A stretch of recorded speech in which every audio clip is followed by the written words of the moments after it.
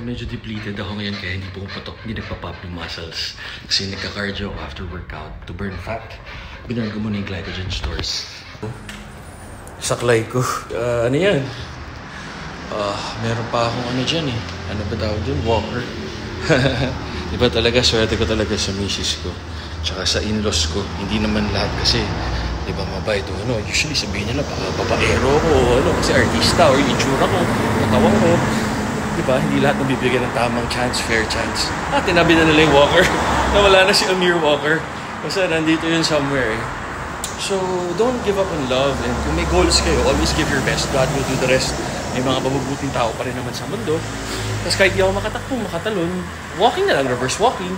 Good for the joints and ano. Ayan, bike, stepper. Tapos workout pa rin. Hindi na ako nag-heavy proper form. Mas lumaki tuloy yung katawan kasi engaged talaga yung muscles. Nasaan na si Amir Walker?